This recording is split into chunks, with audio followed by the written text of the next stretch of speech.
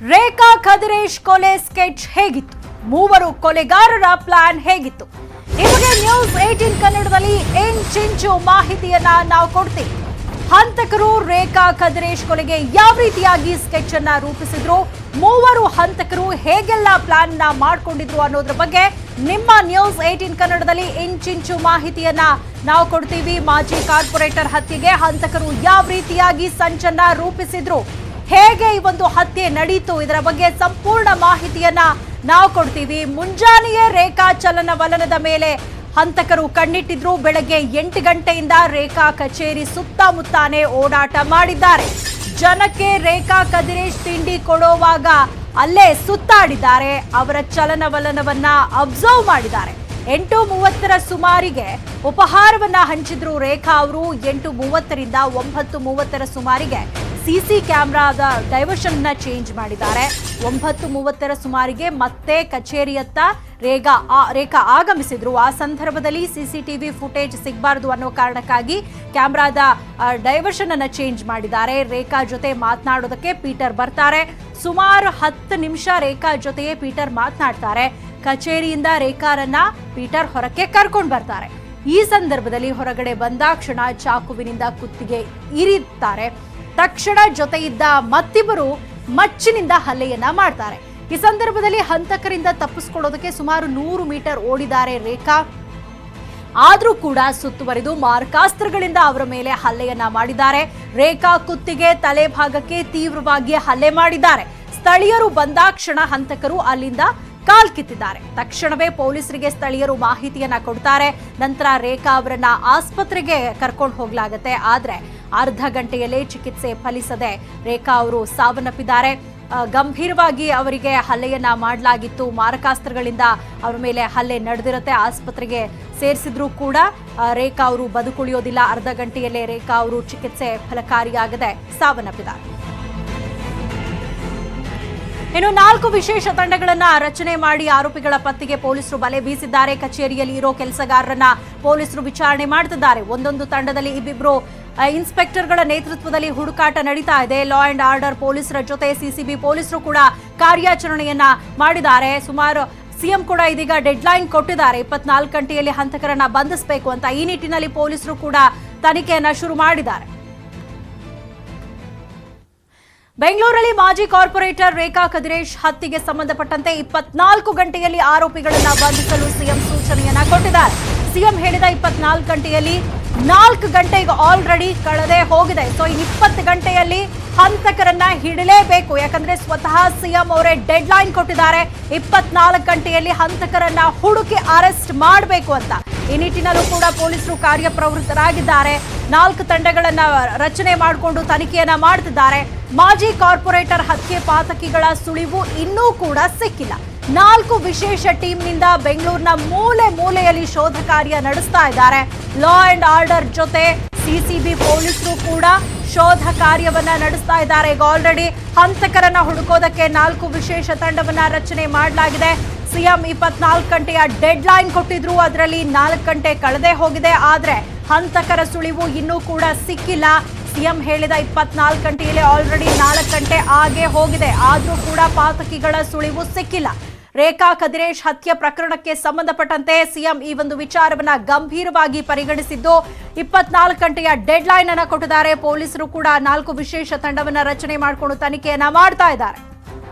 ರೇಖಾ ಕದಿರೇಶ್ ಅವರ ಹತ್ಯೆ ಆಗಿದೆ. ಮಾರಕಾಸ್ತ್ರಗಳಿಂದ ಕೊಚ್ಚಿ ಕೊಲೆ ಮಾಡಿದ್ದಾರೆ. ಇವತ್ತು ಏನಾಗ್ತಿದೆ? ಈಗಾಗಲೇ ಬೆಳಿಗ್ಗೆ ಪೊಲೀಸ್ ಕಮಿಷನರ್ ಹತ್ರ ಮಾತನಾಡಿದ್ದೇನೆ. ಅವರು ಹಿಂದೆ ಅವರ ಯಜಮಾನರನ್ನು ಸಹ ಅದೇ ರೀತಿ ಬರಬರ ಹತ್ಯೆ ಮಾಡಿದ್ರು. ಇವತ್ತು ಆ ಘಟನೆ ನಡೆದಿದೆ. ಬಿಗಿಯಾದ ಕ್ರಮ ತಗೊಂತೇವೆ. 24 ಗಂಟೆಯಲ್ಲಿ ಅವ್ರನ್ನೆಲ್ಲ ಬಂಧನ ಮಾಡಿ ಬಿಗಿಯಾದ ಕ್ರಮವನ್ನು ತಗೊಳ್ಳೋಕೆ ಏನೇನು ಬೇಕೋ ಎಲ್ಲ ಮಾಡೋದಕ್ಕೆ ಈಗಾಗಲೇ ಬೆಳಗ್ಗೆನೆ ಮಾತನಾಡಿದ್ದೇನೆ. ಆ ಕ್ರಮವನ್ನು ಕೈಗೊಳ್ತೇವೆ. ನಮಸ್ಕಾರ. ಒಟ್ಟಾರೆ ಇದೀಗ ಸಿಎಂ ಅವರು ಕೂಡ ಹೇಳಿದ್ದಾರೆ 24 ಗಂಟೆಯಲ್ಲಿ ಹಂತಕರನ್ನ ಹಿಡಿಬೇಕು ಅಂತ ಪೊಲೀಸರಿಗೆ ಈಗ ಆಲ್ರೆಡಿ ಸೂಚನೆಯನ್ನ ಕೊಡಲಾಗಿದೆ. ಆಲ್ರೆಡಿ ಕಮಿಷನರ್ ಜೊತೆ ಮಾತಾಡಿದ್ದಾರೆ. 4 ವಿಶೇಷ ತಂಡಗಳನ್ನ ಕೂಡ ರಚನೆ ಮಾಡಲಾಗಿದೆ. ಸಿಎಂ ಹೇಳಿದ 24 ಗಂಟೆಯಲ್ಲಿ ಆಲ್ರೆಡಿ 4 ಗಂಟೆ ಕಳೆದು ಹೋಗಿದೆ. ಪೊಲೀಸರು ಕೂಡ 4 ವಿಶೇಷ ತಂಡವನ್ನ ರಚನೆ ಮಾಡಿಕೊಂಡು ಬೆಂಗಳೂರಿನ ಮೂಲೆ ಮೂಲೆಯಲ್ಲಿ ಶೋಧ ಕಾರ್ಯ ನಡೆಸುತ್ತಿದ್ದಾರೆ. ಈ ಬಗ್ಗೆ ಹೆಚ್ಚಿನ ಮಾಹಿತಿಯನ್ನ ಪಡ್ಕೊಳ್ಳೋಣ. ನಮ್ಮ ಪ್ರತಿನಿಧಿ ಮಂಜುನಾಥ್ ಇದೀಗ ನಮ್ಮ ಜೊತೆ ನೇರ ಸಂಪರ್ಕದಲ್ಲಿ ಜಾಯಿನ್ ಆಗಿದ್ದಾರೆ. ಮಂಜುನಾಥ್, ಈ ಒಂದು ಹತ್ಯೆ ಪ್ರಕರಣವನ್ನ ಸಿಎಂ ಕೂಡ ಬಹಳ ಗಂಭೀರವಾಗಿ ಪರಿಗಣಿಸಿದ್ದಾರೆ. ಕಮಿಷನರ್ ಜೊತೆ ಮಾತಾಡಿ 24 ಗಂಟೆಯ ಗಡುವನ್ನ ಕೊಟ್ಟಿದ್ದಾರೆ. ಪೊಲೀಸರು ಕೂಡ ಈ ನಿಟ್ಟಿನಲ್ಲಿ ಕಾರ್ಯಪ್ರವೃತ್ತರಾಗಿದ್ದಾರೆ. ಬೆಂಗಳೂರಿನ ಮೂಲೆ ಮೂಲೆಗಳಲ್ಲಿ ಹಂತಕರಿಗಾಗಿ ಹುಡುಕಾಟ ನಡೆಸುತ್ತಿದ್ದಾರೆ. ಸೊ ಏನಾದ್ರೂ ಸುಳಿವು ಸಿಕ್ಕಿದ್ಯಾ ಪೊಲೀಸರಿಗೆ?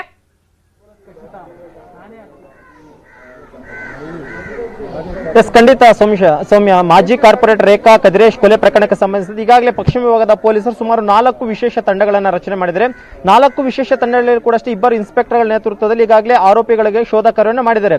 ಎಲ್ಲೋ ಒಂದ್ ಕಡೆ ಈ ಒಂದು ಪ್ರಕರಣ ಆದಂತ ಬಳಿಕ ಸಿಎಂ ಯಡಿಯೂರಪ್ಪನವರು ಕೂಡ ಒಂದು ಸ್ಟೇಟ್ಮೆಂಟ್ ಅನ್ನು ಕೊಡ್ತಾರೆ. 24 ಗಂಟೆ ಒಳಗಾಗಿ ಆರೋಪಿಗಳನ್ನ ಬಂಧನ ಮಾಡಬೇಕು ಅನ್ನುವಂತ ಒಂದು ಸೂಚನೆಯನ್ನು ಕೂಡ ನಗರ ಪೊಲೀಸ್ ಆಯುಕ್ತರಿಗೆ ಕೊಡ್ತಾರೆ. ಈ ನಿಟ್ಟಿನಲ್ಲಿ ಆದಷ್ಟು ಬೇಗ ಆರೋಪಿಗಳನ್ನ ಹಿಡಿಲೇಬೇಕು ಅನ್ನೋ ನಿಟ್ಟಿನಲ್ಲಿ ಪಶ್ಚಿಮ ವಿಭಾಗದ ಡಿಸಿಪಿ ಆಗಿರೋ ಸಂಜೀವ್ ಪಾಟೀಲ್ ಅವರ ನೇತೃತ್ವದಲ್ಲಿ 4 ತಂಡಗಳನ್ನು ರಚನೆ ಮಾಡಿ ಆರೋಪಿಗಳ ಪತ್ತೆಗೆ ಬಲೆ ಬೀಸಿರುವಂತದ್ದು. ಅದರಲ್ಲೂ ಪ್ರಮುಖವಾಗಿ ಒಂದು ಕೊಲೆ ನಡೆದಂತಹ ಸ್ಥಳದ ಏನಿತ್ತು ಆ ಒಂದು ಕಚೇರಿಯಲ್ಲಿ ಅಪ್ಪು ಎಂಬಾತ ಕೂಡ ಅಷ್ಟೇ ಆ ಒಂದು ಕಚೇರಿಯಲ್ಲಿ ಕೆಲಸ ಮಾಡ್ತಿರ್ತಾನೆ. ಜೊತೆಗೆ ಮುಂಜಾನೆ ವೇಳೆಯಲ್ಲಿ ರೇಖಾ ಕದಿರೇಶ್ ಅವರು ಆ ಒಂದು ಕಚೇರಿಗೆ ಬಂದಂತ ವೇಳೆಯಲ್ಲಿ ಅಪ್ಪು ಕೂಡ ಎಂಬಾತನು ಕೂಡ ಅಷ್ಟೇ ಒಂದು ಕಚೇರಿಯಲ್ಲಿ ಇರ್ತಾರೆ. ಸದ್ಯಕ್ಕೆ ಈಗ ಅಪ್ಪು ಎಂಬಾತನನ್ನು ಕೂಡ ಅಷ್ಟೇ ಈಗ ಪಶ್ಚಿಮ ವಿಭಾಗದ ಪೊಲೀಸರು ವಶಕ್ಕೆ ಪಡೆದು ಆತನಿಂದ ಸಾಕಷ್ಟು ಮಾಹಿತಿಯನ್ನು ಕಲೆ ಹಾಕ್ತಿದ್ದಾರೆ. ಯಾಕಂದ್ರೆ ಪ್ರಮುಖವಾಗಿ ಈ ಒಂದು ಪ್ರಕರಣದಲ್ಲಿ ಐ ವಿಟ್ನೆಸ್ ಆಗಿರುವಂತಹ ವ್ಯಕ್ತಿ ಅಂದ್ರೆ ಆ ಒಂದು ಅಪ್ಪು ಎಂಬಾತ. ಯಾಕಂದ್ರೆ ಆತ ಇದೇ ಒಂದು ಕಚೇರಿಯಲ್ಲಿ ಕೆಲಸ ಮಾಡ್ತಿರ್ತಾನೆ. ಮತ್ತೆ ಕೊಲೆ ಆದಂತ ಸಂದರ್ಭದಲ್ಲಿ ಆತನೇ ಕೂಡ ಅಷ್ಟೇ ಈ ಒಂದು ಕೊಲೆಯ ಕಂಪ್ಲೀಟ್ ಆದಂತಹ ಒಂದು ಚಿತ್ರಗಳನ್ನ ನೋಡಿರ್ತಾನೆ. ಆ ಒಂದು ಕಾರಣಕ್ಕೋಸ್ಕರ ಆತನನ್ನು ಐ ವಿಟ್ನೆಸ್ ಆಗಿ ಪರಿಗಣಿಸಿ ಈಗಾಗಲೇ ಆತನಿಂದ ಸಾಕಷ್ಟು ಸ್ಟೇಟ್ಮೆಂಟ್ ಅನ್ನು ಕೂಡ ಅಷ್ಟೇ ಪೊಲೀಸರು ಪಡ್ಕೊಂತ ಇದ್ದಾರೆ. ಆ ಒಂದು ಸ್ಟೇಟ್ಮೆಂಟ್ ಕೊಡುವಂತಹ ಸಂದರ್ಭದಲ್ಲಿ ಅಪ್ಪು ಈಗಾಗಲೇ ಪೊಲೀಸರಿಗೆ ಕೊಟ್ಟಿರುವಂತಹ ಮಾಹಿತಿಯ ಪ್ರಕಾರವಾಗಿ ಪೀಟರ್ ಎಂಬಾತನು ಈ ಒಂದು ಕೊಲೆಯನ್ನ ಮಾಡಿದ್ದಾನೆ ಅನ್ನೋದನ್ನು ಕೂಡ ಅಷ್ಟೇ ಆತ ಈಗಾಗಲೇ ಪೊಲೀಸರ ಸ್ಟೇಟ್ಮೆಂಟ್ ಹೇಳಿದ್ದಾನೆ.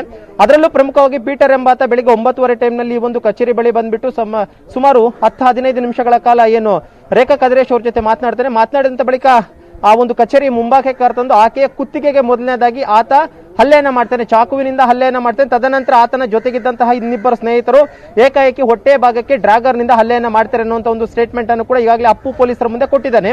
ಸದ್ಯಕ್ಕೆ ಎಲ್ಲ ಸ್ಟೇಟ್ಮೆಂಟ್ ಆಧಾರವಾಗಿ ಇಟ್ಕೊಂಡು ಮತ್ತು ಪ್ರಮುಖವಾಗಿ ಈ ಒಂದು ಏರಿಯಾದಲ್ಲಿ ಅಂದ್ರೆ ಈ ಒಂದು ಕಚೇರಿ ಇದ್ದಂತಹ ಒಂದು ರಸ್ತೆ ಏನಿತ್ತು ಒಂದು ಕೊಲೆ ಆದಂತಹ ಪ್ಲೇಸ್, ಈ ಒಂದು ಪ್ಲೇಸ್ ನಲ್ಲಿರುವಂತಹ ಸಂಪೂರ್ಣವಾದ ಸಿಸಿ ಕ್ಯಾಮೆರಾಗಳನ್ನು ಕೂಡ ಅಷ್ಟೇ ಆರೋಪಿಗಳು ಮೊದಲನೇ ಪ್ಲಾನ್ ಮಾಡಿಕೊಂಡು ಎಲ್ಲವನ್ನು ಕೂಡ ಅಷ್ಟೇ ಬೇರೆ ಕಡೆಗೆ ಡೈವರ್ಷನ್ ಮಾಡಿದ್ದಾರೆ.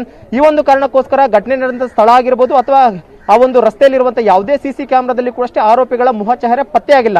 ಈ ಕಾರಣಕ್ಕೋಸ್ಕರ ಅಪ್ಪು ಎನ್ನುವಂತ ಐ ವಿಟ್ನೆಸ್ ಕೊಟ್ಟಂತ ಒಂದು ಸ್ಟೇಟ್ಮೆಂಟ್ ಆಧಾರವಾಗಿ ಇಟ್ಕೊಂಡು ಸದ್ಯಕ್ಕೆ ಅವರ ಸಂಬಂಧಿಕರು ಯಾರು ಮತ್ತು ಅವರ ಮನೆಯವರು ಯಾರು ಈ ರೀತಿ ಅಂತ ಒಂದು ಇನ್ಫಾರ್ಮೇಶನ್ ಅನ್ನು ಗ್ಯಾದರ್ ಮಾಡ್ತಿದ್ದಾರೆ. ಯಾಕಂದ್ರೆ ಈಗಾಗಲೇ ಪೀಟರ್ ಮತ್ತು ಆತನ ಜೊತೆಯಲ್ಲಿದ್ದಂತಹ ಉಳಿದಂತ ಇಬ್ಬರಿಂದನೂ ಹತ್ಯೆ ಆಗಿದೆ ಅನ್ನೋದ್ರ ಬಗ್ಗೆ ಕನ್ಫರ್ಮ್ ಆಗಿದೆ. ಸದ್ಯಕ್ಕೆ ಈಗ ಆತ ಎಲ್ಲಿದ್ದಾನೆ ಎಲ್ಲಿ ಮಾಡ್ತಿದ್ದಾನೆ ಅನ್ನೋದ್ರ ಬಗ್ಗೆ ಒಂದಷ್ಟು ಮಾಹಿತಿಯನ್ನ ಕಲೆ ಹಾಕ್ತಿದ್ದಾರೆ. ಇದೇ ಒಂದು ಕಾರಣಕ್ಕೋಸ್ಕರ ಈ ಪೀಟರ್ ಏನಿದ್ದಾನೆ ಪೀಟರ್ನ ಹಿನ್ನೆಲೆ ಅಂದ್ರೆ ಆತ ಹಿಂದೆ ಮಾಡಿದಂತ ಕೊಲೆ ಪ್ರಕರಣದಲ್ಲಿ ಕೂಡ ಅಷ್ಟೇ ಭಾಗಿಯಾಗಿದ್ದ. ಆ ಒಂದು ಸಂದರ್ಭದಲ್ಲಿ ಆತನ ಜೊತೆ ಇದ್ದಂತವ್ರು ಯಾರು, ಆತನ ಜೊತೆ ನಿರಂತರವಾಗಿ ಒಡನಾಟ ಬೆಳೆಸ್ಕೊಂಡಂತವ್ರು ಯಾರು, ಜೊತೆಗೆ ಪ್ರಮುಖವಾಗಿ ಆತನ ಜೊತೆ ಮೊಬೈಲ್ ಸಂಪರ್ಕದಲ್ಲಿ ಇದ್ದಂತವ್ರು ಯಾರು ಅನ್ನೋದ್ರ ಬಗ್ಗೆ ಈಗಾಗಲೇ ಪೊಲೀಸರು ಕಣ್ಣಾಡಿಸಿರುವಂತದ್ದು. ಜೊತೆಗೆ ಆತನ ಒಂದು ಸಿಡಿಆರ್ ಮಾಹಿತಿಯನ್ನು ಕೂಡ ಈಗಾಗಲೇ ಕಲೆ ಹಾಕಿದ್ದು ಆ ಒಂದು ಮುಖಾಂತರವಾಗಿ ಕೂಡ ಅಷ್ಟೇ ಆರೋಪಿಗಳ ಪತ್ತೆಗೆ ಬಲೆ ಬೀಸಿರುವಂತದ್ದು. ಸದ್ಯಕ್ಕೆ ಈ ಒಂದು ಇನ್ಸಿಡೆಂಟ್ ಆಗ್ಬಿಟ್ಟು ಇದುವರೆಗೂ ಕೂಡ ಅಷ್ಟೇ ಸುಮಾರು 7 ರಿಂದ 8 ಗಂಟೆಗಳಾಗಿದೆ. ಇದುವರೆಗೂ ಕೂಡ ಅಷ್ಟೇ ಆರೋಪಿಗಳ ಬಗ್ಗೆ ಒಂದಷ್ಟು ಮಾಹಿತಿ ಇದ್ರೂ ಕೂಡ ಅಷ್ಟೇ ಪೊಲೀಸರು ಎಲ್ಲೂ ಹೊರಗಡೆ ಬಿಡ್ತಾ ಇಲ್ಲ. ಆದ್ರೆ ಸಿಎಂ ಹೇಳಿರುವಂತಹ ಮಾಹಿತಿಯ ಪ್ರಕಾರವಾಗಿ ಆದಷ್ಟು 24 ಗಂಟೆ ಒಳಗಾಗಿ ನಾವು ಆರೋಪಿಗಳೆಲ್ಲರನ್ನು ಕೂಡ ಅಷ್ಟೇ ಬಂಧನ ಮಾಡ್ತೀವಿ ಅನ್ನುವಂತಹ ವಿಶ್ವಾಸವನ್ನು ಮಾತ್ರ ಸದ್ಯಕ್ಕೆ ಇದುವರೆಗೂ ಪೊಲೀಸರು ವ್ಯಕ್ತ ಮಾಡ್ತಿರುವಂತದ್ದು. ಇದೇ ಒಂದು ಉದ್ದೇಶದಿಂದ ಪಶ್ಚಿಮ ಭಾಗದಲ್ಲಿರುವಂತಹ ಎಲ್ಲಾ ಇನ್ಸ್ಪೆಕ್ಟರ್ಗಳನ್ನು ಕೂಡ ಅಷ್ಟೇ ಈ ಒಂದು ಪ್ರಕರಣದಲ್ಲಿ ಬೆರೆಸಿಕೊಂಡು ಆ ಒಂದು ಆರೋಪಿಗಳಿಗೋಸ್ಕರ ಪತ್ತೆ ಕಾರ್ಯವನ್ನು ಶುರು ಮಾಡಿದರೆ ಬಹುತೇಕ ಇವತ್ತು ರಾತ್ರಿ ಅಥವಾ ನಾಳೆ ಮುಂಜಾನೆ ಒಳಗಾಗಿ ಆರೋಪಿಗಳನ್ನ ಬಂಧಿಸುವಂತಹ ಒಂದು ವಿಶ್ವಾಸವನ್ನು ಕೂಡ ಅಷ್ಟೇ ಪೊಲೀಸರು ವ್ಯಕ್ತ ಮಾಡ್ತಿರುವಂತಹದ್ದು. ಸೌಮ್ಯ. ಸೊ ಮಂಜುನಾಥ್, ಈಗ ಆಲ್ರೆಡಿ ಸಿಎಂ 24 ಗಂಟೆ ಟೈಮ್ ಕೊಟ್ಟಿರೋದ್ರಿಂದ ಆಲ್ರೆಡಿ 4 ಗಂಟೆ ಆಗಿ ಹೋಗಿದೆ. ಸೊ ಇನ್ನು 20 ಗಂಟೆಯಲ್ಲಿ ಶತಾಯಗತಾಯ ಪೊಲೀಸರು ಕೂಡ ಆರೋಪಿಗಳನ್ನ ಸೆರೆ ಹಿಡಿಲೇಬೇಕು. ಆ ನಿಟ್ಟಿನಲ್ಲಿ ಪೊಲೀಸರು ಕೂಡ ತನಿಖೆಯನ್ನ ಮಾಡ್ತಿದ್ದಾರೆ. ಪ್ರಕರಣಕ್ಕೆ ಸಂಬಂಧಪಟ್ಟ ಹಾಗೆ ಮಾಹಿತಿಯನ್ನ ಕಲೆ ಹಾಕೋ ನಿಟ್ಟಿನಲ್ಲಿ ಇಲ್ಲಿ ತನಕ ಯಾರನ್ನಾದ್ರೂ ವಶಕ್ಕೆ ಪಡ್ಕೊಂಡು ವಿಚಾರಣೆಯನ್ನ ಮಾಡ್ತಾ ಇದ್ದಾರಾ? ಹೇಗೆ ತನಿಖೆ ನಡೀತಾ ಇದೆ? ಯಾವ ಆಂಗಲ್ ಅಲ್ಲಿ ಪೊಲೀಸರು ತನಿಖೆಯನ್ನ ಮಾಡ್ತಿದ್ದಾರೆ?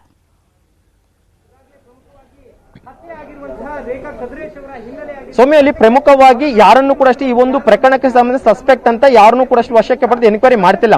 ಆದ್ರೆ ಆರೋಪಿಗಳ ಬಗ್ಗೆ ಮಾಹಿತಿ ತಿಳಿದಿರುವಂತವರನ್ನ ಒಂದಷ್ಟು ಜನರನ್ನು ಈಗಾಗಲೇ ಕರ್ಕೊಂಡೋಗಿ ಎನ್ಕ್ವೈರಿಯನ್ನ ಮಾಡ್ತಿದ್ದಾರೆ. ಅದರಲ್ಲೂ ಪ್ರಮುಖವಾಗಿ ಅಪ್ಪ ಕೊಟ್ಟಂತ ಒಂದು ಸ್ಟೇಟ್ಮೆಂಟ್ ಏನಿತ್ತು, ಇತ್ತೀಚಿನ ದಿನಗಳಲ್ಲಿ ಈ ಒಂದು ವ್ಯಕ್ತಿಗಳೇನಿದ್ರು ಆರೋಪಿಗಳು ಅಂತ ಸಸ್ಪೆಕ್ಟೆಡ್ ಆರೋಪಿಸ್ ಅಂತ ಏನು ಪೀಟರ್ ಮತ್ತು ಆತನ ಸಹಚರ ಅಂತ ಹೇಳ್ತಿದೆ. ಇತ್ತೀಚಿನ ದಿನಗಳಲ್ಲಿ ಪೀಟರ್ ಎಂಬಾತ ಪ್ರತಿದಿನವೂ ಕೂಡ ಅಷ್ಟೇ ಇದೇ ಒಂದು ಕಚೇರಿ ಬಳಿ ಬರ್ತಾ ಇದ್ದಂತೆ ಪ್ರತಿನಿತ್ಯವೂ ಕೂಡ ಮಾತನಾಡ್ತಿದ್ದ. ಜೊತೆಗೆ ಆ ಒಂದು ಮಾಜಿ ಕಾರ್ಪೊರೇಟರ್ ಜೊತೆ ಕೂಡ ಸಾಕಷ್ಟು ಒಡನಾಟವನ್ನು ಇಟ್ಕೊಂಡಿದ್ದಂತ ವ್ಯಕ್ತಿ, ಜೊತೆಗೆ ಆಕೆಗೆ ಹತ್ತಿರದ ಸಂಬಂಧಿ ಕೂಡ ಆಗಿದ್ದ ಅನ್ನುವಂತ ಮಾತುಗಳು ಹೇಳಿ ಬರ್ತಾ ಇದೆ. ಜೊತೆಗೆ ಒಂದಷ್ಟು ರಾಜಕೀಯವಾಗಿಯೂ ಕೂಡ ಈ ಒಂದು ಷಡ್ಯಂತ್ರ ನಡೆದಿದೆ ಅನ್ನುವಂತ ಮಾತುಗಳು ಕೂಡ ಕೇಳಿ ಬರ್ತಿರುವಂತದ್ದು. ಯಾಕಂದ್ರೆ ಈ ಒಂದು ಪೀಟರ್ ಇದ್ದಾನೆ, ಈತನು ಕೂಡ ಸಾಕಷ್ಟು ವರ್ಷಗಳಿಂದ ಅವರ ಕಡೆ ಕೆಲಸ ಮಾಡ್ತಿರೋ ಒಂದು ಕಾರಣಕ್ಕೋಸ್ಕರ ಒಂದಷ್ಟು ಕಾಂಟ್ರಾಕ್ಟ್ ಗಳನ್ನು ಕೂಡ ಆತನಿಗೆ ಕೊಡ್ತಾ ಇದ್ರಂತೆ. ಅಂದ್ರೆ ಒಂದಷ್ಟು ಕಾಂಟ್ರಾಕ್ಟ್ ಗಳನ್ನು ಕೊಟ್ಟು ಆ ಒಂದು ಕಾಂಟ್ರಾಕ್ಟ್ ಗಳಲ್ಲಿ ಕೆಲಸ ಮಾಡಿಸ್ಬಿಟ್ಟು ಒಂದಷ್ಟು ದುಡ್ಡು ಮಾಡ್ಕೊಳ್ಳುವಂತ ಕೆಲಸವನ್ನು ಕೂಡ ಆತ ಮಾಡ್ತಾ ಇದ್ದ. ಆದ್ರೆ ಇತ್ತೀಚಿನ ದಿನಗಳಲ್ಲಿ ಆತನ ಬಿಹೇವಿಯರ್ ಕೂಡ ಸರಿ ಇರಲಿಲ್ಲ ಅನ್ನುವಂತ ಮಾತನ್ನು ಕೂಡ ಅಪ್ಪು ಹೇಳಿದ್ದಾನೆ. ಯಾಕಂದ್ರೆ ಪರ್ಟಿಕ್ಯುಲರ್ ಆಗಿ ಕೆಲವು ತಿಂಗಳುಗಳ ಹಿಂದೆಯಿಂದ ಸಾಕಷ್ಟು ಬಾರಿ ಆತ ಕುಡ್ಕೊಂಡು ಬಂದ್ಬಿಟ್ಟು ಕಚೇರಿ ಬಳಿ ಗಲಾಟೆಯನ್ನ ಮಾಡ್ತಿದ್ದ. ಈ ಒಂದು ಕಾರಣಕ್ಕೋಸ್ಕರ ನಮ್ಮ ಮೇಡಮ್ ಅವರು ಆದಷ್ಟು ಅವನ್ನ ಅವಾಯ್ಡ್ ಮಾಡ್ತಾ ಇದ್ರು. ಈ ಅವಾಯ್ಡ್ ಮಾಡ್ತಿದ್ದಂತದ್ದ ಒಂದು ಬೆನ್ನಲ್ಲೇ ಆತ ಈ ರೀತಿಯಂತ ಕೃತ್ಯ ಮಾಡಿರಬಹುದು ಅನ್ನುವಂತ ಒಂದು ಸಸ್ಪೆಕ್ಟ್ ಅನ್ನು ಕೂಡ ಆತ ವ್ಯಕ್ತ ಮಾಡ್ತಿದ್ದಾರೆ. ಈ ಒಂದು ಕಾರಣಕ್ಕೋಸ್ಕರ ಆತನಿಂದ ಸಾಕಷ್ಟು ಸ್ಟೇಟ್ಮೆಂಟ್ ಅನ್ನ ಪಡ್ಕೊಂಡಿದ್ದಾರೆ. ಜೊತೆಗೆ ಪ್ರಮುಖವಾಗಿ ಆತನಿಗೆ ಯಾವೆಲ್ಲ ಕಾಂಟ್ರಾಕ್ಟ್ ಗಳನ್ನ ಕೊಟ್ಟಿದ್ರು ಇತ್ತೀಚಿನ ದಿನಗಳಲ್ಲಿ. ಯಾಕಂದ್ರೆ ಅವರ ಬಿಬಿಎಂಪಿ ವ್ಯಾಪ್ತಿಯಲ್ಲಿ ಬರುವಂತಹ ಒಂದಷ್ಟು ಕೆಲಸ ಕಾರ್ಯಗಳನ್ನ ಆತನೇ ಮುಂದಿಟ್ಕೊಂಡು ಮಾಡಿಸ್ತಾ ಇದ್ದ, ಆತನೇ ಎಲ್ಲವನ್ನು ಕೂಡ ಉಸ್ತುವಾರಿಯನ್ನು ಕೆಲವೊಂದಷ್ಟು ನೋಡ್ಕೊಳ್ತಾ ಇದ್ದ ಅನ್ನುವಂತ ಮಾತುಗಳು ಕೂಡ ಕೇಳಿ ಬರ್ತಿದೆ. ಇದೆಲ್ಲದರ ಒಂದು ದುರುದ್ದೇಶದಿಂದಲೇ ಆತ ಕೊಲೆ ಮಾಡಿರಬಹುದು ಅನ್ನುವಂತ ಒಂದು ಅನುಮಾನವನ್ನು ಕೂಡ ಪೊಲೀಸರು ವ್ಯಕ್ತ ಮಾಡ್ತಿದ್ದಾರೆ. ಸದ್ಯಕ್ಕೆ ಈ ಒಂದು ಪ್ರಕರಣದಲ್ಲಿ ಮೇನ್ ವಿಟ್ನೆಸ್ ಆಗಿರುವಂತಹದ್ದು ಅಪ್ಪು ಎಂಬಾತ. ಆತನ ಸುದೀರ್ಘವಾದಂತೆ ಸುಮಾರು 3 ರಿಂದ 4 ಗಂಟೆಗಳ ಕಾಲ ಕಂಪ್ಲೀಟ್ ಆಗಿ ಈ ಒಂದು ಪ್ರಕರಣಕ್ಕೆ ಸಂಬಂಧಿಸಿದಂತೆ ಮತ್ತು ಘಟನೆಗೆ ಸಂಬಂಧಿಸಿದಂತೆ ಆತನಿಂದ ಸಾಕಷ್ಟು ಸ್ಟೇಟ್ಮೆಂಟ್ ಅನ್ನು ಕೂಡ ಈಗಾಗಲೇ ಪೊಲೀಸರು ಪಡ್ಕೊಂಡಿದ್ದಾರೆ. ಬಹುತೇಕ ಒಂದಷ್ಟು ಜನ, ಯಾಕಂದ್ರೆ ಈಗ ಪೀಟರ್ ಏನು ಕೊಲೆ ಮಾಡಿದಾನೆ ಅಂತ ಹೇಳಿದ್ರೆ ಆತನ ಹತ್ತಿರದ ಬಳಗ ಆಗಿರ್ಬೋದು, ಆತನ ಸಂಬಂಧಿಕರಾಗಿರ್ಬೋದು, ಆತನ ಜೊತೆ ನಿರಂತರವಾಗಿ ಬರ್ತಾ ಇದ್ದಂತವ್ರು ಯಾರು ಇಂಥವ್ರನ್ನ ಈಗಾಗಲೇ ರೌಂಡ್ ಅಪ್ ಮಾಡ್ತಾ ಇದ್ದಾರೆ. ಬಹುತೇಕ ಇನ್ನು 1-2 ಗಂಟೆಯ ಒಳಗಾಗಿ ಈ ಒಂದು ಪ್ರಕರಣಕ್ಕೆ ಸಂಬಂಧಿಸಿದಂತೆ ಪೀಟರ್ ಆಗಿರ್ಬೋದು ಅಥವಾ ಪೀಟರ್ಗೆ ಸಂಬಂಧಿಸಿದಂತೆ ಮತ್ತು ಆತನ ಆಪ್ತ ವಲಯದಲ್ಲಿರುವಂತಹ ಒಂದಷ್ಟು ಜನರನ್ನ ಪೊಲೀಸರು ವಶಕ್ಕೆ ಪಡೆಯುವಂತಹ ಸಾಧ್ಯತೆ ಇದೆ. ಬಹುತೇಕ ಪೊಲೀಸರ ಮಾಹಿತಿಯ ಪ್ರಕಾರವಾಗಿ ಇವತ್ತು ರಾತ್ರಿಯ ಒಳಗಾಗಿ ಆರೋಪಿಗಳನ್ನ ಬಂಧಿಸುವಸ್ತೀವಿ ಅನ್ನುವಂತ ಮಾತನ್ನು ಕೂಡ ಪೊಲೀಸರು ಹೇಳ್ತಿದ್ದಾರೆ. ಸೌಮ್ಯ, ಥ್ಯಾಂಕ್ ಯು ಮಂಜು ತಮ್ಮೆಲ್ಲ ಇನ್ಫಾರ್ಮೇಶನ್ಗೆ. ರೇಖಾ ಕದಿರೇಶ್ ಹತ್ಯೆ ಕೇಸ್ಗೆ ಸಂಬಂಧಪಟ್ಟಂತೆ ಇದೀಗ ಟ್ವಿಸ್ಟ್ ಸಿಕ್ಕಿದೆ. ಕದಿರೇಶ್ ಹತ್ಯೆ ಕೇಸಲ್ಲಿ ಜಮೀರ್ ಕೈವಾಡದ ಆರೋಪವನ್ನ ಮಾಡಿದ್ದಾರೆ ಬಿಜೆಪಿ ಮುಖಂಡ NR ರಮೇಶ್. ಈ ಮೂಲಕ ಈ ಒಂದು ಕೇಸ್ಗೆ ಟ್ವಿಸ್ಟ್ ಅನ್ನ ಕೊಟ್ಟಿದ್ದಾರೆ ರಮೇಶ್ ಅವರು. ಕದಿರೇಶ್ ಕೊಲೆ ಕೇಸಲ್ಲಿ ಅತೂಷ್ ಎಂಬಾತನನ್ನ ತನಿಖೆ ಮಾಡಬೇಕಾಗಿತ್ತು. ಅತೂಷ್ ಶಾಸಕ ಜಮೀರ್ ಅಹಮದ್ ಬೆಂಬಲಿಗನಂತೆ. ಈ ಕೊಲೆಗೂ ಅತೂಷ್ಗೂ ಕಾರಣ ಇದೆ ಅಂತ NR ರಮೇಶ್ ಅವರು ಗಂಭೀರವಾದಂತಹ ಆರೋಪವನ್ನ ಮಾಡಿದ್ದಾರೆ. ಅತೂಷ್ನನ್ನ ತನಿಖೆ ಮಾಡಿದ್ರೆ ಎಲ್ಲವೂ ಹೊರಬೀಳುತ್ತೆ ಅಂತ NR ರಮೇಶ್ ಹೇಳಿದ್ದಾರೆ. ಚಾಮರಾಜಪೇಟೆ ಶಾಸಕ ಜಮೀರ್ ಅಹಮದ್ ಮೇಲೆ ಈ ಒಂದು ಗಂಭೀರವಾದಂತಹ ಆರೋಪವನ್ನ NR ರಮೇಶ್ ಅವರು ಮಾಡಿದ್ದಾರೆ. ಈ ಕೊಲೆಗೆ ಸಂಬಂಧಪಟ್ಟಂತೆ ಅತೂಷ್ ಎಂಬಾತನನ್ನ ವಿಚಾರಣೆಗೆ ಒಳಪಡಿಸಬೇಕಾಗಿತ್ತು ಅಂತ ಹೇಳಿದ್ದಾರೆ. ಅತೂಷ್ ಜಮೀರ್ ಅಹಮದ್ ಅವರ ಆಪ್ತನಂತೆ. ಹಾಗಾಗಿ ಅತೂಷ್ ಅವನನ್ನ ವಿಚಾರಣೆಗೆ ಒಳಪಡಿಸಿದ್ರೆ ಸತ್ಯ ಹೊರ ಬೀಳತ್ತೆ ಅಂತ NR ರಮೇಶ್ ಹೇಳಿದ್ದಾರೆ. ನಿರಂತರವಾಗಿ ಇಂಥದ್ದೇ ಕೃತ್ಯಗಳಲ್ಲಿ ಆತ ಪಾಲ್ಗೊಂಡು ಇಂಥ ಕೃತ್ಯಗಳಲ್ಲಿ ಪಾಲ್ಗೊಳ್ಳೋ ಅಂತ ಸಮಾಜಘಾತಕ ಶಕ್ತಿಗಳಿಗೆ ಒಂದು ರೀತಿ ಗಾಡ್ ಫಾದರ್ ಆಗಿದೆ. ಹತ್ಯೆ ಏನಿದೆ ಮುಂದೆ ನಡೆಯುವಂಥ BBMP ಚುನಾವಣೆಗೆ ಸಂಬಂಧಪಟ್ಟ ಹಾಗೆ ನಡೆದಿರ್ತಕ್ಕಂಥದ್ದು ನಮಗೆ ಪಕ್ಷದ ವತಿಯಿಂದ ನಾವು ಕಾರ್ಯಕರ್ತರ ಮೂಲಕ ತಗೊಂಡಂಥ ಮಾಹಿತಿಗಳ ಪ್ರಕಾರ ನಮ್ಗೆ ಗೊತ್ತಾಗಿದೆ. ಅಂದ್ರೆ ರಾಜಕೀಯ ಪ್ರೇರಿತ ಕೊಲೆ 100ಕ್ಕೆ 100 ರಾಜಕೀಯ ಪ್ರೇರಿತವಾಗಿ ಮುಂದೆ ನಡೆಯುವಂಥ ಪಾಲಿಕೆ ಚುನಾವಣೆ ಇನ್ನೊಂದು 5-6 ತಿಂಗಳು ನಡೆಯುತ್ತೆ. ಅದಕ್ಕೆ ಸಂಬಂಧಪಟ್ಟಾಗಿರೋದು ಚುನಾವಣೆ ಅಭ್ಯರ್ಥಿ ಅವರೇ ಅಂತ ನಾವು ಪಕ್ಷದಿಂದ ಈಗಾಗಲೇ ಘೋಷಣೆ ಮಾಡಿದ್ವಿ. ಎಲ್ಲೋ ಒಂದು ಕಡೆ ಅಲ್ಲಿ ಕೂಡ ತಿರ್ಗಾ ಮತ್ತೆ ಅವರೇ ಗೆಲ್ತಾರೆ ಅನ್ನೋ ಒಂದು ಇದರಿಂದ ಅವ್ರ ಜೊತೆಗೆ ಇರ್ತಕ್ಕಂಥ ಕೆಲವೊಂದಷ್ಟು ಜನ ವ್ಯಕ್ತಿಗಳನ್ನು ಬೇರೆ ಬೇರೆ ಆಮಿಷಗಳೊಡ್ಡಿ ಈ ರೀತಿ ಮಾಡಿಸಿರುವಂಥ ಅವಕಾಶ ಇದೆ. ಆದರೆ ಇದು ಒಳ್ಳೆಯದಲ್ಲ. ಜಮೀರ್ ಅಹಮದ್ ಸ್ವಲ್ಪ ಕಾನೂನಿನ ಚೌಕಟ್ಟಿಗೆ ಬೆಲೆ ಕೊಡಬೇಕು, ನಮ್ಮ ಸಂವಿಧಾನಕ್ಕೆ ಬೆಲೆ ಕೊಡಬೇಕು. ಈ ರೀತಿ ತಮ್ಮ ಹಿಂಬಾಲಕರ ಮೂಲಕ ಸಮಾಜ ವಿರೋಧಿ ಕೃತ್ಯಗಳನ್ನು ಮಾಡುವಂಥದ್ದು, ಈ ರೀತಿಯ ಹತ್ಯೆಗಳಿಗೆ ಪ್ರಚೋದನೆ ಕೊಡುವಂಥದ್ದು ಎಲ್ಲ ಒಂದು ಕಡೆ ಬೇರೆಯವರಲ್ಲಿ ಲೋಕಲ್ ಅವ್ರು ಹೇಳಿದ್ದಾರೆ ಪೀಟರ್ ಅನ್ನೋ ಒಬ್ಬ ವ್ಯಕ್ತಿ ಇದ್ದಾನೆ ಅಂತ ವಿಷಯ ಹೇಳಿದ್ದಾರೆ. ಅದು ನಿಜನ ಸುಳ್ಳ ನನಗೆ ಗೊತ್ತಿಲ್ಲ. ಆದರೆ ಇದು ರಾಜಕೀಯ ಪ್ರೇರಿತವಾಗಿ ಆಗಿರುವಂಥದ್ದು ಸತ್ಯ. ಮುಂದೆ ನಡೆಯುವಂಥ BBMP ಚುನಾವಣೆಯಲ್ಲಿ ಮತ್ತೆ ಕೂಡ ಇವರೇ ಪುನರಾಯ್ಕೆ ಆಗ್ತಾರೆ ಅನ್ನೋ ಒಂದು ದೃಷ್ಟಿ ಇಟ್ಕೊಂಡು ಮಾಡಿದ್ದಾರೆ. ಇವರು ಆಯ್ಕೆ ಆಗಬಾರ್ದು ಅಂತ. ಇದರಿಂದ ಯಾರಿದ್ದಾರೆ ಅನ್ನೋದು ನಿಮ್ಮ ಅತ್ಯಂತ ಸ್ಪಷ್ಟವಾಗುತ್ತೆ.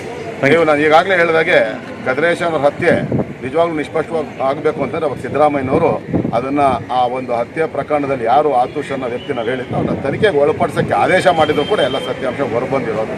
ಹೇಳಿ ಕೇಳಿ ಒಂದು 2-3 ಹತ್ಯೆಗಳಲ್ಲಿ ಭಾಗಿಯಾಗಿರ್ತಕ್ಕಂಥ ವ್ಯಕ್ತಿ ಯಾರ ಹಿಂಬಾಲಕ, ಯಾರ ಅಭಿನಂದನ ಫ್ಲೆಕ್ಸ್ಗಳಲ್ಲಿ ಆತನ ಫೋಟೋ ರಾರಾಜಿಸ್ತಾ ಇರ್ತದೆ ಇಡೀ ಚಾಮರಾಜಪೇಟೆ ಕ್ಷೇತ್ರ. ಈ ಬಗ್ಗೆ ಹೆಚ್ಚಿನ ಮಾಹಿತಿನ ಪಡ್ಕೊಳ್ಳೋಣ. ನಮ್ಮ ಪ್ರತಿನಿಧಿ ಗಂಗಾಧರ್ ಇದೀಗ ನಮ್ಮ ಜೊತೆ ನೇರ ಸಂಪರ್ಕದಲ್ಲಿ ಜಾಯ್ನ್ ಆಗಿದ್ದಾರೆ. ಗಂಗಾಧರ್, ಈಗ ಆಲ್ರೆಡಿ ಪೊಲೀಸರು ತನಿಖೆಯನ್ನ ಶುರು ಮಾಡಿದ್ದಾರೆ. ಇವರ ಹತ್ಯೆಗೆ ಕಾರಣ ಏನು ಅನ್ನೋದ್ರ ಬಗ್ಗೆ ಪೊಲೀಸರು ತನಿಖೆಯನ್ನ ನಡೆಸ್ತಾ ಇದ್ದಾರೆ. ಆದ್ರೆ ರಮೇಶ್ ಅವ್ರು ಮಾತಾಡ್ತಾ ಇರೋದನ್ನ ಕೇಳಿದ್ರೆ ಎಲ್ಲೋ ಒಂದ್ ಕಡೆ ಇದು ಪೊಲಿಟಿಕಲ್ ವಿಚಾರಕ್ಕೆ ಸಂಬಂಧಪಟ್ಟ ಹಾಗೆ ಇದು ಕೊಲೆ ಆಗಿದೆ ಅನ್ನೋ ಆಂಗಲ್ ಅಲ್ಲಿ ಮಾತಾಡ್ತಾ ಅವರು ಜಮೀರ್ ಅಹಮದ್ ಅವರ ಹೆಸರನ್ನ ತಗೊಂಡಿದ್ದಾರೆ. ಹಾಗಾದ್ರೆ ಇವರ ಮಾತಿನ ಅರ್ಥ ಏನು, ಯಾವ ಆಂಗಲ್ ಅಲ್ಲಿ ಮಾತಾಡಿದ್ರು ರಮೇಶ್ ಅವರು ಅಂತ?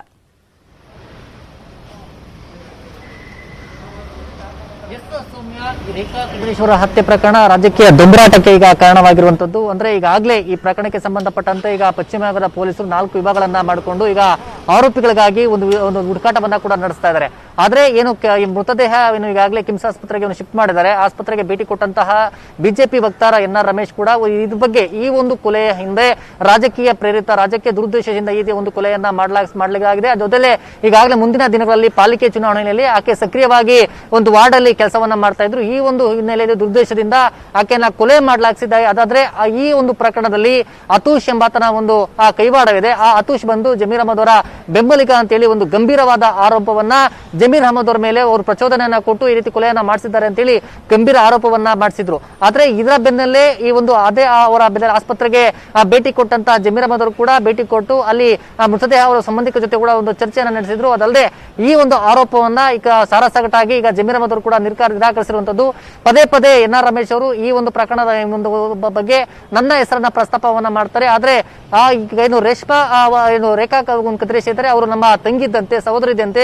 ಈ ಇತ್ತೀಚೆಗಷ್ಟೇ ಒಂದು ಲಸಿಕೆ ವಿಚಾರವಾಗಿ ಇಬ್ರು ಕೂಡ ಒಂದು ಚರ್ಚೆಯನ್ನ ಮಾಡಿದ್ರಿ. ವಾರ್ಡ್ ಮಟ್ಟದಲ್ಲಿ ನಾವೆಲ್ಲ ಕೂಡ ಚರ್ಚೆಯನ್ನ ಮಾಡ್ತಾ ಇದ್ವಿ. ನಾನು ಏನಾದ್ರು ಎಲೆಕ್ಷನ್ ಬಂದಂತಹ ಸಂದರ್ಭದಲ್ಲಿ ಮಾತ್ರ ನಾನು ರಾಜಕೀಯ ಮಾಡ್ತೇನೆ, ಮಿಕ್ಕ ದಿನಗಳಲ್ಲೆಲ್ಲ ಕೂಡ ನಾವು ಜೊತೆಲೇ ಇರ್ತಾ ಇದ್ವಿ. ಆದ್ರೆ ಈ ಒಂದು NR ರಮೇಶ್ ಅವರು ಸುಮ್ಮನೆ ಈ ಒಂದು ಆರೋಪವನ್ನ ಮಾಡ್ತಾ ಇದ್ದಾರೆ. ಆದ್ರೆ ಇದಕ್ಕೂ ಮತ್ತೆ ಈ ಪ್ರಕರಣಕ್ಕೂ ನಮ್ಗೆ ಯಾವುದೇ ರೀತಿ ಸಂಬಂಧ ಇಲ್ಲ. ಒಂದ್ ವೇಳೆ ಅಥವಾ ತನಿಖೆಯನ್ನ ಮಾಡಲಿ, ತನಿಖೆ ಬಳಿಕ ಸತ್ಯಾಸತ್ಯತೆ ಏನಂತ ಗೊತ್ತಾಗುತ್ತೆ. ಈ ರೀತಿ ಆರೋಪಗಳನ್ನ ಮಾಡೋದು ಸರಿಯಲ್ಲ ಅಂತ ಕೂಡ ಇದೊಂದು ಎಚ್ಚರಿಕೆಯನ್ನ ಕೊಟ್ಟಿರುವಂತದ್ದು. ಸೌಮ್ಯ, ಥ್ಯಾಂಕ್ ಯು ಗಂಗಾಧರ್ ತಮ್ಮೆಲ್ಲ ಇನ್ಫಾರ್ಮೇಶನ್ಗೆ. Welcome back. ಗದಗದಲ್ಲಿ ಗ್ಯಾಸ್ ರೀಫಿಲಿಂಗ್ ದಂಧೆ ವಿಚಾರಕ್ಕೆ ಸಂಬಂಧಪಟ್ಟ ಹಾಗೆ ತಪ್ಪಿತಸ್ಥ ಯಾರನ್ನೂ ಕೂಡ ಬಿಡುವ ಪ್ರಶ್ನೆ ಇಲ್ಲ ಅಂತ ಕಂದಾಯ ಸಚಿವ ಅಶೋಕ್ ಹೇಳಿದ್ದಾರೆ.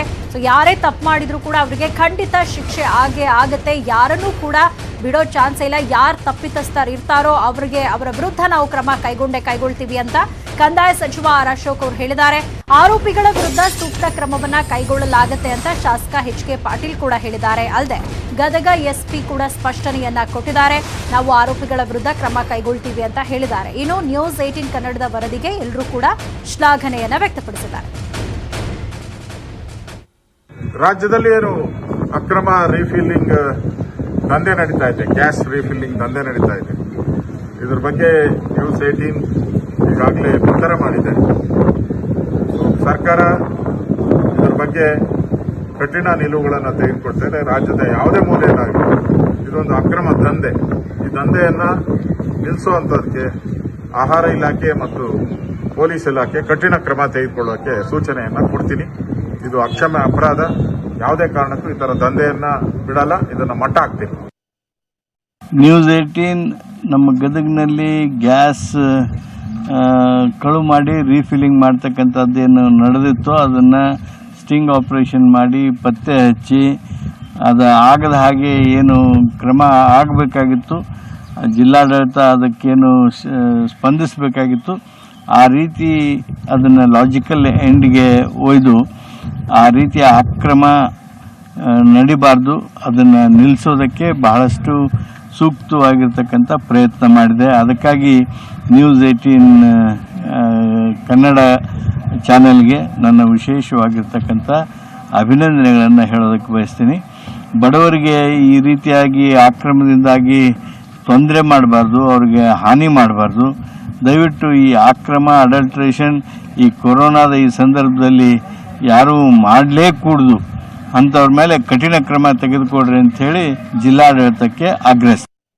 ನ್ಯೂಸ್ 8 ಗೌರ್ಮೆಂಟಿಂದ ಏನು ಬಡವರಿಗೆ ಕೊಡ್ತೀವಲ್ಲ ಆ ಸಿಲಿಂಡರ್ಗಳು ಇಟ್ಕೊಂಡು ರೀಫಿಲ್ಲಿಂಗ್ ಮಾಡ್ತಾರೆ ಅಂತ ನ್ಯೂಸ್ 18 ನನಗೆ ಫೋನ್ ಬಂದಿತ್ತು. ಮತ್ತು ಅದರಿಂದ ಒಂದು ಸ್ವಲ್ಪ ಮಾಹಿತಿ ಸಿಕ್ಕ ತಕ್ಷಣ ಇಮಿಡಿಯೇಟ್ ಆಗಿ ನಾನು ತಹಸೀಲ್ದಾರು ಮತ್ತು ನಮ್ಮ ಗದಗ ಪೊಲೀಸ್ ಇಲಾಖೆಗೆ CPI ಮತ್ತು DYSP ಜೊತೆಗೆ ಮಾತಾಡಿದೆ. ಇಮಿಡಿಯೇಟ್ ಆಗಿ ಇವತ್ತೇ ಆಗಬೇಕು, 3 ಕಡೆ ರೈಡ್ ಆಗಬೇಕು ಮತ್ತು ಕಾನ್ಫಿಡೆನ್ಷಿಯಲ್ ಆಗಿ ರೈಡ್ ಮಾಡಿರಿ, ಗೊತ್ತಾಗಿ ಮತ್ತೆ ಯಾರು ಕ್ಲೋಸ್ ಮಾಡ್ಕೊಂಡು ಹೋಗಬಾರ್ದು ಅಂತೇಳಿ ಸ್ಟ್ರಿಕ್ಟಾಗಿ ಹೇಳಿದ್ದೆ ಅವ್ರ ಜೊತೆಗೆ. ಅವರಿಗೆ ಹೇಳಿದ ತಕ್ಷಣ ಅವ್ರು ಇಮಿಡಿಯೇಟ್ ಆಗಿ ಆ ಟೀಮ್ ತಗೊಂಡು ಅಲ್ಲಿ ಹೋಗಿ ರೈಡ್ ಮಾಡಿದ್ರು. ರೈಡ್ ಮಾಡಿದಾಗ 2 ಕಡೆ, ಒಂದು ರಾಂಚಿವೋಣಿ ಮತ್ತು ಇಲ್ಲಿ ನಮ್ಮ ರಿಂಗ್ ರೋಡ್ ಹತ್ರ 2 ಕಡೆನೇ ಸಿಕ್ತು. ಅಲ್ಲಿ ಒಂದು ಕಡೆ 12 ಸಿಲಿಂಡ್ರು, ಇನ್ನೊಂದು ಕಡೆ 10 ಸಿಲಿಂಡ್ರು.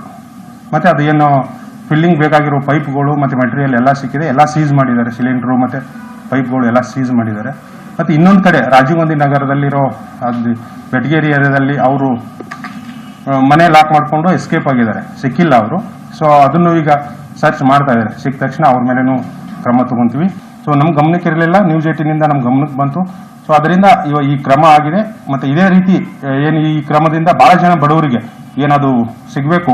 ಈ LPG ಗ್ಯಾಸ್ ಸಿಲಿಂಡರ್ನ ಅಕ್ರಮವಾಗಿ ರೀಫಿಲ್ಲಿಂಗ್ ಮಾಡ್ತಿರೋ ಬಗ್ಗೆ ನಿನ್ನೆ 2 ಪ್ರಕರಣಗಳು ದಾಖಲಾಗಿದ್ದು, ಈ 2 ಪ್ರಕರಣಗಳಲ್ಲಿ ಒಟ್ಟು 22 ಗ್ಯಾಸ್ ಸಿಲಿಂಡರ್ಗಳು ಹಾಗೂ ಇನ್ನಿತರ ಉಪಕರಣಗಳನ್ನು ನಾವು ಸೀಸ್ ಮಾಡಿರ್ತೀವಿ. ಹಾಗೂ 2 ಆರೋಪಿಗಳು, ಒಬ್ಬ ಪ್ರಸನ್ನ ಮೋಹನ್ ಮುದೋಳ್ ಮತ್ತೊಬ್ಬ ಫಾರೂಕ್ ನಬಿ ಸಾಬ್ ಅನ್ನೋರನ್ನು ಕೂಡ ನಾವು ದಸ್ತಗಿರಿ ಮಾಡಿರ್ತೀವಿ. ಹಾಗೂ ಮುಂದಿನ ಕಾನೂನು ರೀತಿಯ ಕ್ರಮವನ್ನು ಈಗ ಜರುಗಿಸಲಾಗ್ತಿದೆ. ಈ ನಿಟ್ಟಿನಲ್ಲಿ ರಿಲಯನ್ಸ್ ಸಮೂಹ ಸಂಸ್ಥೆಯಲ್ಲಿ ಒಂದಾಗಿರೋ ಜಿಯೋ ದೇಶಾದ್ಯಂತ ಮನೆ ಮಾತಾಗಿದೆ. 2G 4G ಮೊಬೈಲ್ ಆವಿಷ್ಕರಿಸಿದ್ದ ಜಿಯೋದಿಂದ ಈಗ 5G ಸ್ಮಾರ್ಟ್ಫೋನ್ ಆವಿಷ್ಕಾರ ಆಗಿದೆ. ಸೆಪ್ಟೆಂಬರ್ 10ರ ಗಣೇಶ ಚತುರ್ಥಿ ದಿನ ಜಿಯೋ 5G ಸ್ಮಾರ್ಟ್ಫೋನ್ ಜನರಿಗೆ ಲಭ್ಯವಾಗಲಿದೆ ಅಂತ ರಿಲಯನ್ಸ್ ಮುಖ್ಯಸ್ಥ ಮುಕೇಶ್ ಅಂಬಾನಿ ಘೋಷಣೆ ಮಾಡಿದ್ರು. ಜಿಯೋ ಮತ್ತು ಗೂಗಲ್ ಕ್ಲೌಡ್ ಸಹಯೋಗದಲ್ಲಿ ಸ್ಮಾರ್ಟ್ಫೋನ್ ರೆಡಿಯಾಗ್ತಾ ಇದೆ. 5G ಸ್ಮಾರ್ಟ್ಫೋನ್ನಲ್ಲಿ ಸಾಕಷ್ಟು ಹೊಸ ಆಪ್ಗಳು, ಹೈಸ್ಪೀಡ್ ಇಂಟರ್ನೆಟ್ ಸೌಲಭ್ಯಗಳು ಇರಲಿದೆ. ಗೂಗಲ್ ಸಿಇಒ ಸುಂದರ್ ಪಿಚೈ ಕೂಡ ಜಿಯೋ ಕಾರ್ಯಕ್ಕೆ ಮೆಚ್ಚುಗೆ ವ್ಯಕ್ತಪಡಿಸಿದರು. We have tested the Jio 5G solutions in India and we successfully demonstrated speeds well in excess of 1 gigabit per second. Our made in India solution is comprehensive, complete and globally competitive. It reaffirms my faith in the abundant talent of Indian engineers to deliver world-class products in such a cutting-edge technology. Recently, we received the necessary regulatory approvals as well as trial spectrum for initiating 5G field trials. As I speak to you, the entire 5G standalone network has been installed in our data centers across the nation and also at our trial sites in Navi Mumbai. We are confident of being the first to launch a full-fledged 5G service. And because of our converged, future-proof architecture, Jio's network is uniquely positioned to quickly and seamlessly upgrade from 4G to 5G. To develop the end-to-end 5G ecosystem, we are now working with leading global partners to develop a full range of 5G-capable devices. The Jio 5G technology is well positioned to create compelling applications for consumers and enterprises spanning healthcare, education, entertainment, retail, and other key verticals of the economy. So Jio is not just working to make India 2G Mukt, but also 5G Yukt. And once Jio's 5G solution is proven at India scale, we are excited by the prospect of exporting Jio 5G solutions to other telecom operators across the world. So Jio is not just working to make India 2G Mukt, but also 5G Yukt. And once Jio's 5G solution is proven at India scale, we are excited by the prospect of exporting Jio 5G solutions to other telecom operators across the world. I'm excited that today we can announce the next steps in this vision, starting with a new affordable Jio phone created with Google. Our teams have optimized a version of our Android OS especially for this device. It'll offer language and translation features, a great camera, and support for the latest Android updates. It's built for India and it'll open up new possibilities for millions of new users who will experience the internet for the very first time. And we can't wait to show you the device later this year. I'm also proud to announce that we are taking our collaboration further with a new 5G partnership between Google Cloud and Jio. It'll help more than 1 billion Indians connect to a faster and better internet, support businesses in their digital transformation, and help Jio build new services in sectors like health, education, and more, laying a foundation for the next phase of India's digitization. As part of this collaboration, Reliance will also shift its core retail businesses to Google Cloud's infrastructure. They'll be able to take advantage of Google's AI and machine learning, e-commerce. Network 18 federal bank ಸಹಯೋಗದಲ್ಲಿ ಸಂಜೀವಿನಿ ಗಾಡಿ ಪೂರ್ತಿ ಭಾರತದ corona ಬಾಧಿತ ಜಿಲ್ಲೆಗಳಲ್ಲಿ rounds ಮಾಡ್ತಾ ಇದೆ. Covid ಲಸಿಕೆಯ ಬಗ್ಗೆ ಜನರಲ್ಲಿ ಜಾಗೃತಿಯನ್ನ ಮೂಡಿಸ್ತಾ ಇದೆ. ಇವತ್ತು ನಮ್ಮ ಸಂಜೀವಿನಿ ಗಾಡಿ ಎಲ್ಲೆಲ್ಲಿ ಸಂಚರಿಸಿದೆ, ಎಷ್ಟು ಜನರನ್ನ ರೀಚ್ ಆಗಿದೆ ಅನ್ನೋದನ್ನ ನೋಡೋದಾದ್ರೆ, ಇವತ್ತು ನಮ್ಮ ಸಂಜೀವಿನಿ ಗಾಡಿ ಸಂಚಾರ ಮಾಡಿರುವಂತದ್ದು ಅಮೃತ್ಸರ್, ಇಂದೋರ್, ನಾಸಿಕ್, ಗುಂಟೂರು ನಲ್ಲಿ ಇವತ್ತು ನಮ್ಮ ಸಂಜೀವಿನಿ ಗಾಡಿ ಸಂಚಾರವನ್ನ ಮಾಡಿ ಲಸಿಕೆ ಬಗ್ಗೆ ಜನರಲ್ಲಿ ಜಾಗೃತಿಯನ್ನ ಮೂಡಿಸಿದೆ. ಇನ್ನು ಸುಮಾರು 284 ಗ್ರಾಮಗಳನ್ನ ಕವರ್ ಮಾಡಿದೆ. 1,33,550 ಜನರಿಗೆ ಲಸಿಕೆ ಬಗ್ಗೆ ಜಾಗೃತಿಯನ್ನ ಮೂಡಿಸಿದೆ. ಮುಂಬೈನ ಮಸೀದಿಯೊಂದು ವ್ಯಾಕ್ಸಿನೇಷನ್ ಸೆಂಟರ್ ಆಗಿದೆ. ದಾವೂದಿ ಬೊಹ್ರಾ ಸಮುದಾಯದ ಮಸೀದಿಯನ್ನ ಲಸಿಕೆ ನೀಡೋದಕ್ಕೆ ಬಳಸಲಾಗ್ತಾ ಇದೆ. ಈ ಮೂಲಕ ಸಾಮಾಜಿಕ ಕಳಕಳಿಯ ತಾಣವಾಗಿದೆ. I am at Mohammadi Masjid at Muhammad Ali Road at a time when India anticipates the third wave and everybody thinks that vaccination is the only way out. We are seeing here how the Dawoodi Muslim Bohra community has come ahead to turn this mosque into a vaccination center for the community's benefit. Let us understand how this is working. What is your role here? What do you do? I go to people's place to place and make them understand that vaccine is not a bad thing for them. It is a good. It increases their immunity and all. So people understand that and they come here for vaccinating themselves. There are 372 vaccination centers in Mumbai at present. Of them, 264 vaccination centers are run by the BMC. So, the Anjuman-e-Shiite Ali Trust approached the municipal body offering the mosque as the site of a vaccination center. Now, masjids are closed. Nobody goes to masjid because of social distancing and problem of COVID. So, this was the best idea. The best use of the masjid nowadays is to save people and save humanity by giving vaccination. Till now, 3,000 people from different faiths have been vaccinated in this mosque. Rajeshri Mane is one of them. She had to take her second dose of Covaxin and was looking for a vaccination center which would allow walk-ins.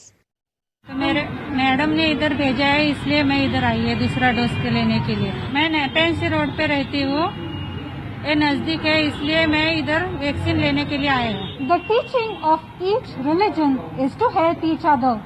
In times of crisis like these, this is exactly what a few of us are stepping up to do. With video journalist Manish Dubey, this is Vinaya Deshpande from Mumbai.